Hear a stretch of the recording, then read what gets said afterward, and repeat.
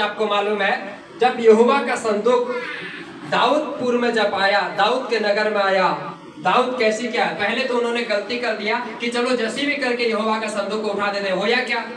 जैसे भी करके उठाए तो होया क्या? परमेश्वर क्रोधित हो गया, एक व्यक्ति उसी समय खत्म हो गया। दाऊद को समझ में आया नहीं, परमेश्वर हमारे नियम के अनुसार नहीं चलेगा, परमेश्वर खुद नियम दिया है कि कैसे चलना है। दाऊद पूरा समझ गया, पूरा प्लान को बनाया कि नहीं, संदूक को छूने वाले केवल याजक लोग हैं, उन्हीं को ही आगे भेजो। सब याजक लोग तैयार हो गए, परमेश्वर मेल बलियों को रखते दिया, दाऊद ने मेल बलियों को रखते दिया। सब तैयारी करने के बाद जब संदूक को दाऊदपुर में ला रहे थे, बाइबल में लिखा है दाऊद राजा था, राजा होने के बाद भी उसने परमेश्वर की आराधना उस संदूक के खुशी में, उस राजा के आने के खुशी में नाचते हुए कूदते हुए ऐसे आराधना कर रहा था। उसकी बीवी साउल की बेटी खिड़की से झांक के देखी, ऐसी करके झांकती है तो क्या देखती है कि दाऊद राजा है, लेकिन राजा का पद को खो करके वो परमेश्वर का प्रेम में मोह माया होके नाच रहा है। तो उसकी बीवी कहते हैं, छी ये राजा है, तुझ जानती है। दाऊद को कहती है, तुझ जानती है कि ये राजा है, ऐसी नाच रहा है।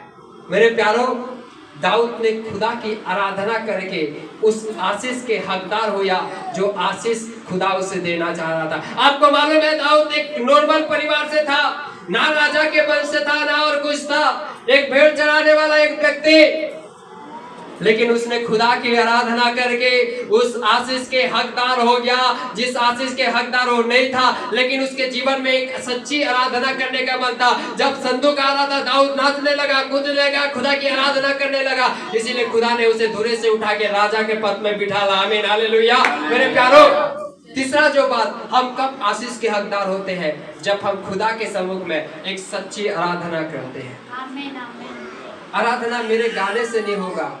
आप यहाँ पे जब आते हैं, आप ये मत सोचिए कि कोई चर्च में आए हैं, आप ये सोचिए कि मैं खुदा के चरण में आया हूँ। जब आप यहाँ पे आराधना करते हैं, आप एक दूसरों को मत देखिए कि वो कैसे नाच रही है, वो कैसे गा। दाऊद राजा होने के बाद भी प्रभु के ऐसे आराधना किया, लोग जब देखा, उसका पत्नी उसे देखा तो कहता है ये तुझ है, लेकिन खुदा जब उसे देखा तो कहता है यही योग्य है। हालेलुया। लोग जब आप सच्ची आराधना करेंगे, लोग आपको देखेंगे कि देखो ये कैसी उड़ रही है, देखो ये कैसी ताली बजा रही है। लोगों के दृष्टि में आप तुझ जाना चाह सकते हैं, लेकिन खुदा के समय में आप योग्य जाना चाहेंगे। हालेलुया। इसलिए गीत है ना, दुनिया के नजरों में मैं भले मूर्खे गिना जाऊं, लेकिन तेरे सर्वश्रेष्ठ गिना जाऊं। हालेलुया।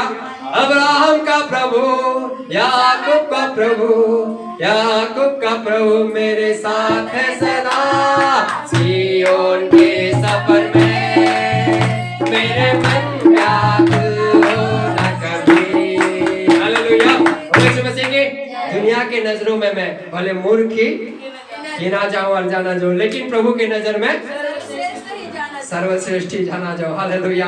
आप चाहे यहाँ पे आराधना करते हैं, लोग आपको देखते होंगे एक कैसे लोग है, रविवार में जाते 2-3 घंटा भी बैठते हैं, साथ में लेके भेंट भी देके आते हैं, उनको क्या मिलता है? लोग के दृष्टि में आप मूर्ख गिना जा सकते हैं। जब आप आराधना करते हैं ना, जब आप आंसू बहाते हैं ना, जब आप खुदा के सम्मुख में अपने दिल की बात को रखते हैं ना, कई लोग देख के आपके मूर्ख गिन सकते हैं, लेकिन जाने रहो दुनिया के नजर में आप मूर्ख गिना जाएंगे, लेकिन स्वर्ग के समय में, स्वर्ग का परमेश्वर की दृष्टि में आप योग्य गिना जाएंगे। हालेलुया। मेरे प्यारो, तीसरा जो बात आपको योग्य बनाता है वो है आपका आराधना का जीवन। प्रचार केवल इस धरती तक है, जब यीशु मसीह आएगा प्रचार खत्म हो जाएगा, लेकिन जब यीशु मसीह आ भी जाएगा, हम स्वर्ग में चले भी जाएंगे तो भी आराधना खत्म नहीं होगा। ये आराधना करने के लिए हम सबको बुलाया है, प्रचार करने के लिए नहीं। प्रचार का तो यीशु मसीह प्रचार करने वाला महाप्रचारक है, हमको खुदा आराधना करने के लिए बुलाया है। बाइबल में नया नियम में लिखा है, पौलुस और सिलास आधी रात के बीच दोनों गीत गा के आराधना कर रहे थे। कहाँ पे बैठ करके? एसी रूम में, जेल में। और कैसे करके बैठे थे? हम लोग आधा घंटा ऐसे बैठते हैं तो कमर करते, वो कई बार पैर हाथ को ऐसी ऐसी करते रहते हैं। 1 घंटा 2 घंटा चर्च में। पौलुस और सिलास ऐसी करके लकड़ी का, पहले के दिनों में लकड़ी को बड़ा वाला को छेद करने दे, हाथ को ऐसी डाल के, पैर को ऐसी डाल के, ऊपर से लकड़ी, नीचे से लकड़ी, ऐसी करके बैठे, ऊपर से ऐसी करके बिठाल के मारे भी है। हमको बच्चे लोग में बचपन में सिखाते थे, दोनों ऐसे करके बैठ करके यहाँ पे हाथ डाल के यहाँ पे डंडी डाल दोगे ना, अगर लुढ़का दोगे तो वो व्यक्ति उठ नहीं पाएगा, है ना। हमको बचपन में सिखाते भी थे, उनको उससे भी भारी सजा मिल करके ऐसी करके दोनों को मारे हैं, पौलुस को, सिलास को। मारने के बाद में कुछ नहीं बोल सकते। और आपको मालूम है, कहते हैं कि जो कुछ भी चोट लगे रहता है, दर्द कब होते, चोट लगे रहने से दर्द कब होता है, सुबह उठने से होता है। हाँ, हकीकत बात है, सुबह उठने से, लेकिन रात के समय उस दर्द का महसूस होता है। कई बार मैं गिरे रहता हूँ या गाड़ी चलाते चलाते कहीं पे खरोच रहता है ना, दिन में पता नहीं चलता, लेकिन रात को सोने जाने समय ऑटोमेटिक वो दर्द उत्पन्न होता है।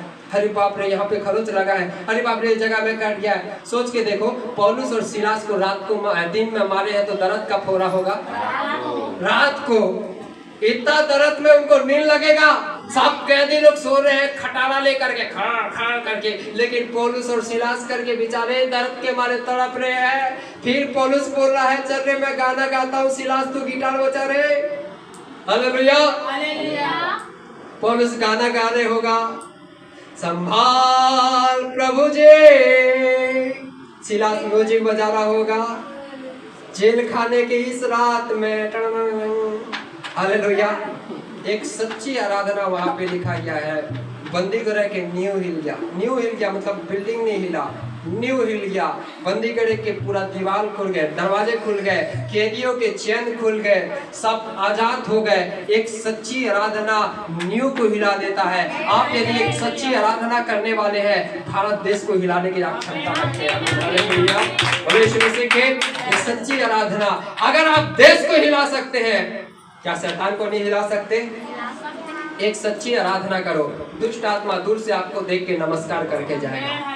हालेलुया, बंदी गृह के नींव हिल गए, सबके जंजीर खुल पड़े, क्योंकि उन्होंने एक सच्ची आराधना किया था। मेरे प्यारों,